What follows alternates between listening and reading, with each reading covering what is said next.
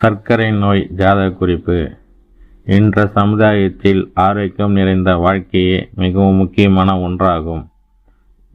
பல்வேறு நோய்கள் இருந்தாலும் சர்க்கரை வியாதி என்ற நோய் மனிதனை மெல்ல மெல்ல சக்தியை இழக்கக்கூடிய நோயாக விளங்குகிறது. உடலில் எந்த விதமான வலியோ அறிகுறியோ இல்லாமல் உடலை உருக்குவது தான் சர்க்கரை வியாதியாகும். பலர் தங்களுக்கு சர்க்கரை வியாதி இருப்பது கூட அறியாமல் வாழ்கிறார்கள். சர்க்கரை வியாதி என்பது பரம்பரை வியாதியாகும். மத்திய வயதிலும் உடல் எடை அதிகமாக உள்ளவர்களுக்கும் சர்க்கரை வியாதி எளிதில் பாதிக்கிறது. உடலில் சோர்வு, எடை குறைவு போன்றவை சர்க்கரை வியாதியின் அறிகுறியாகும்.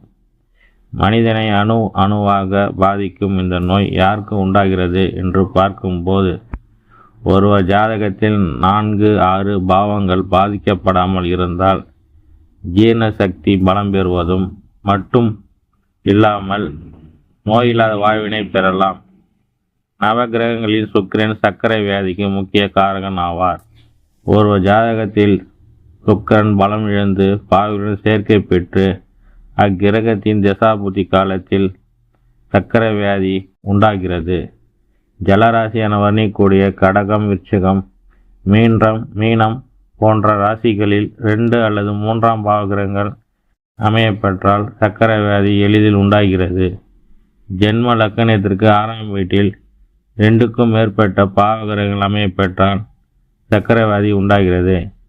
காலபுருஷ தத்துவப்படி 7வது ராசியான துலாம் ராசியில் பாவகிரகங்கள் வலுவாக அமையப்பெற்று சுபர் பார்வண்டி இருந்தால் சிறுநீரக பிரச்சனை சம்பந்தப்பட்ட பாதிப்புகள் உண்டாகி அதன் மூலம் சர்க்கரை நோயும் உண்டாகும்.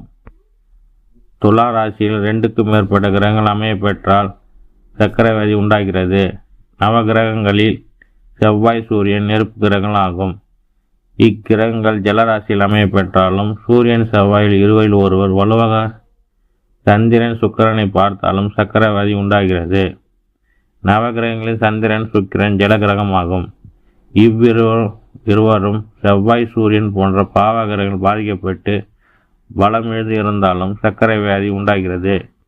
ஜென்ம லக்னத்திற்கு அதிபதி 6க்கு அமைந்தாலும் 8ஆம் அதிபதி 6இல் அமைந்தாலும் சர்க்கரை வியாதி உண்டாகிறது.